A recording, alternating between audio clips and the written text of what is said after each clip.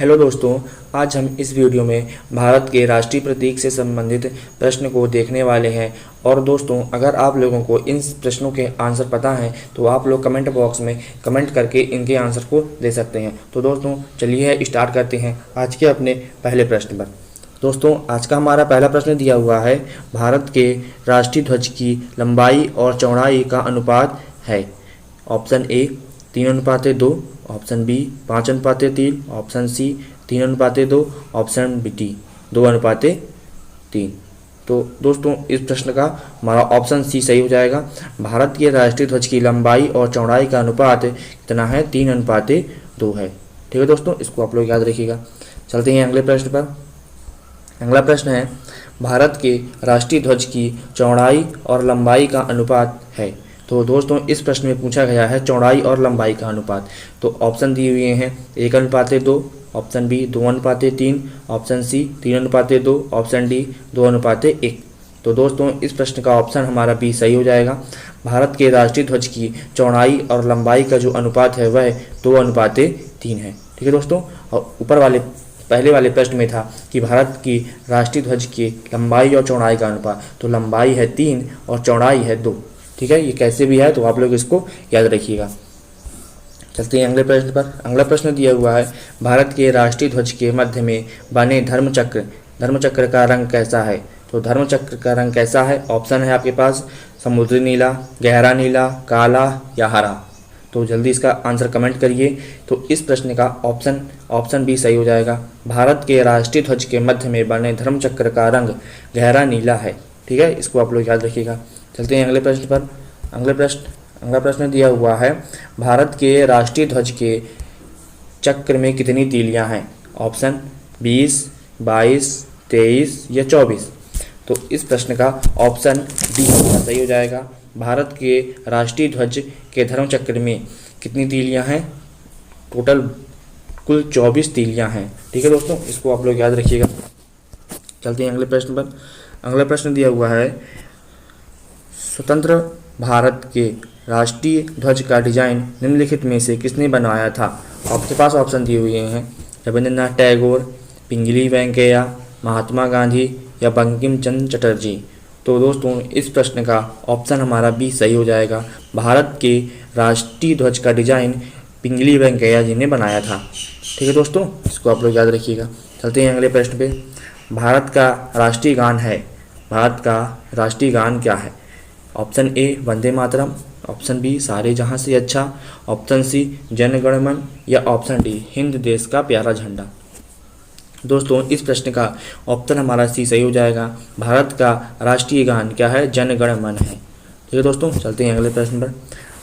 अगला प्रश्न दिया हुआ है, भारत के राष्ट्रीय गान के रचयिता हैं।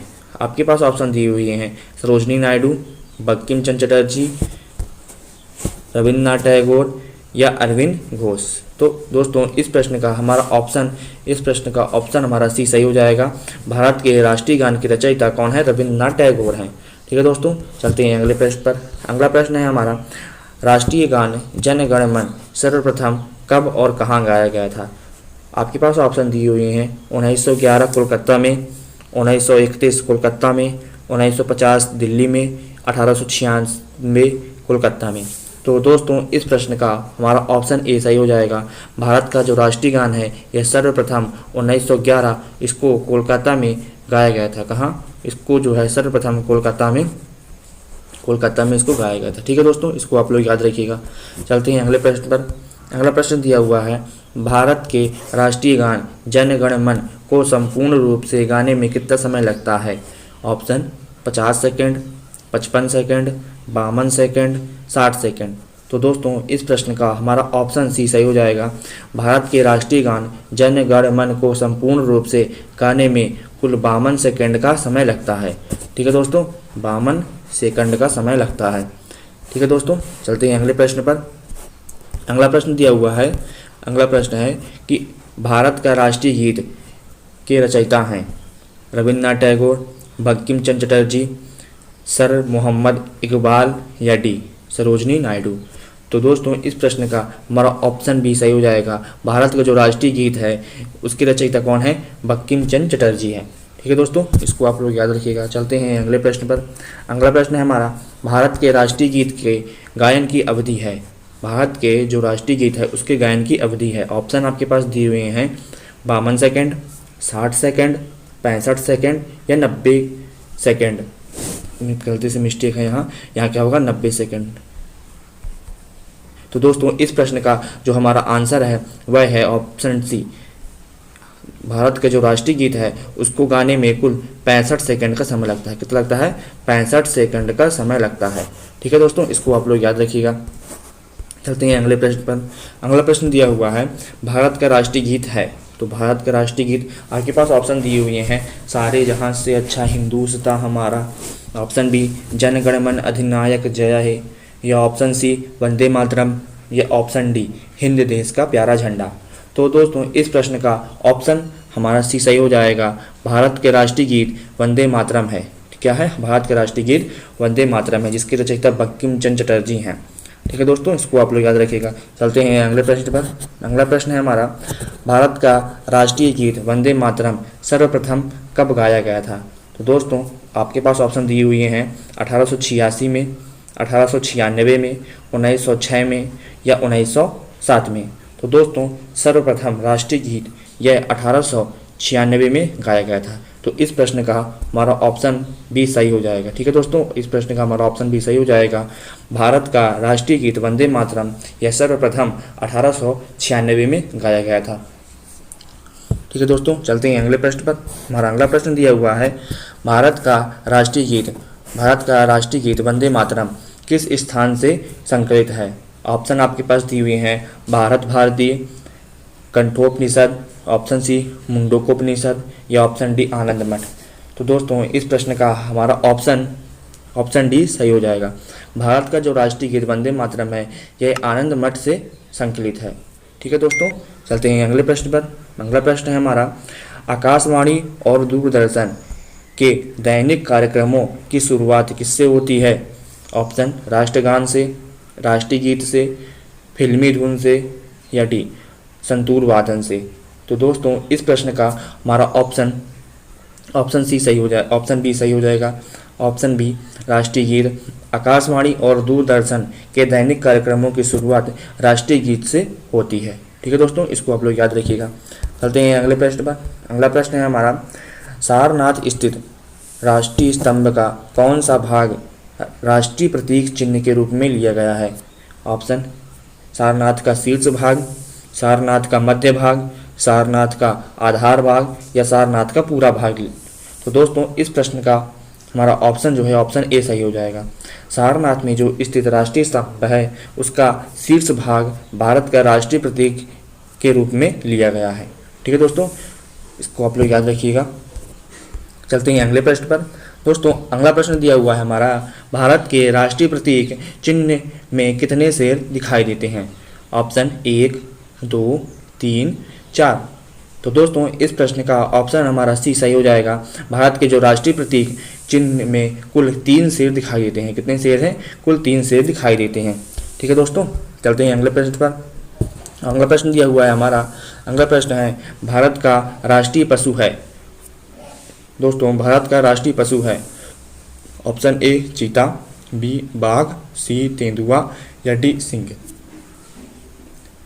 तो दोस्तों इस प्रश्न का हमारा ऑप्शन बी सही हो जाएगा। भारत का जो राष्ट्रीय पशु है वह क्या है? वह है बाघ है। ठीक है दोस्तों, इसको आप लोग याद रखिएगा। चलते हैं अगले प्रश्न पर। दोस्तों अगला प्रश्न दिया हुआ है हमारा, बाघ से पूर्व भारत का राष्ट्रीय पशु था। ऑप्शन ए हिरण, ऑप्शन बी सिंह, ऑप्शन सी नीली गाय, ऑप्शन डी गैंडा। दोस्तों इस प्रश्न का हमारा ऑप्शन बी सही हो जाएगा। बाघ के पहले जो भारत का जो राष्ट्रीय पशु था वह क्या था? वह था सिंह था। ठीक है दोस्तों, इसको आप लोग याद रखिएगा। चलते हैं अगले प्रश्न पर। अगला प्रश्न दिया हुआ है हमारा, भारत का राष्ट्रीय पक्षी है बाज, कबूतर, मयूर या तोता। दोस्तों इस प्रश्न का हमारा ऑप्शन सी सही हो जाएगा। भारत का जो राष्ट्रीय पक्षी है वह मयूर है। ठीक है दोस्तों, इसको आप लोग याद रखिएगा। चलते हैं अगले प्रश्न पर। अगला प्रश्न दिया हुआ है हमारा, भारत का आदर्श वाक्य क्या है। सत्यमेव जयते, वंदे मातरम, जय जवान जय किसान, जय हिंद। तो दोस्तों भारत का जो आदर्श वाक्य है यह है सत्यमेव जयते। इस हमारा ऑप्शन ए यहाँ सही हो जाएगा। भारत का आदर्श वाक्य सत्यमेव जयते है। चलते हैं अगले प्रश्न पर। अगला प्रश्न है भारत का राष्ट्रीय पंचांग किस पर आधारित है? विक्रम संवत पर, शक संवत पर, हिजरी संवत पर या डी ग्रेगोरियन कैलेंडर पर? दोस्तों इस प्रश्न का हमारा ऑप्शन बी सही हो जाएगा। भारत का जो राष्ट्रीय पंचांग है वह शक संवत पर आधारित है। किस पर आधारित है? शक संवत पर आधारित है। तो इसको आप लोग याद रखिएगा। चलते हैं अगले प्रश्न पर। अगला प्रश्न दिया हुआ है शक संवत पर आधारित राष्ट्रीय पंचांग का प्रथम मास होता है आषाढ़, चैत्र, फाल्गुन या वैशाख? तो दोस्तों इस प्रश्न का हमारा ऑप्शन बी सही हो जाएगा। शक संवत पर आधारित राष्ट्रीय पंचांग का प्रथम मास चैत्र होता है। ठीक है, चलते हैं अगले प्रश्न पर। अगला प्रश्न है हमारा शक संवत पर आधारित राष्ट्रीय पंचांग का अंतिम मास होता है। अंतिम मास आषाढ़, वैशाख, फाल्गुन या चैत्र? तो दोस्तों इस प्रश्न का हमारा ऑप्शन सी सही हो जाएगा। शक संवत पर आधारित राष्ट्रीय पंचांग का अंतिम मास फाल्गुन होता है। प्रथम मास चैत्र होता है। ये प्रथम मास क्या होता है? प्रथम मास होता है चैत्र, और जो अंतिम मास होता है वह होता है फाल्गुन। ठीक है दोस्तों, चलते हैं अगले प्रश्न पर। अगला प्रश्न है हमारा अब कौन सा कैलेंडर दुनिया भर में सर्वमान्य है? A Julian calendar, B Roman calendar, option C Shaka calendar या ऑप्शन डी ग्रेगोरियन कैलेंडर? तो दोस्तों इस प्रश्न का हमारा ऑप्शन डी सही हो जाएगा। अब दुनिया भर में ग्रेगोरियन कैलेंडर क्या है? सर्वमान्य है। दुनिया भर में कौन सा कैलेंडर? दुनिया भर में अब ग्रेगोरियन कैलेंडर क्या है? सर्वमान्य है। ठीक है दोस्तों, इसको आप लोग याद रखिएगा। चलते हैं अगले प्रश्न पर। दोस्तों अगला प्रश्न दिया हुआ है हमारा भारत के प्रतीक चिन्ह की आधार पट्टी पर अंकित शब्द सत्यमेव जयते यह किससे लिया गया है? यजुर्वेद से, सामवेद से, मुंडकोपनिषद से या डी ऋग्वेद से? तो दोस्तों इस प्रश्न का हमारा ऑप्शन सी सही हो जाएगा। भारत के राष्ट्रीय प्रतीक चिन्ह की आधार पट्टी पर अंकित शब्द सत्यमेव जयते है यह मुंडकोपनिषद से लिया गया है। ठीक है दोस्तों, इसको आप लोग याद रखिएगा। दोस्तों आज का सवाल जिसका जवाब आप लोग को कमेंट बॉक्स में कमेंट करना है। आज का सवाल दिया हुआ है भारत का राष्ट्रीय गीत है। आपके पास ऑप्शन दिए हुए हैं जन गण मन, सत्यमेव जयते, वंदे मातरम या डी हिंद देश का प्यारा झंडा?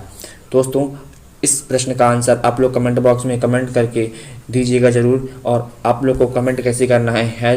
#GK फॉर एवरीडे लिखकर जो भी आपका आंसर हो A, B, C या D आपको कमेंट करके इसका आंसर कमेंट करना है। ठीक है दोस्तों, मिलते हैं अगले वीडियो में। तब तक के लिए जय हिंद।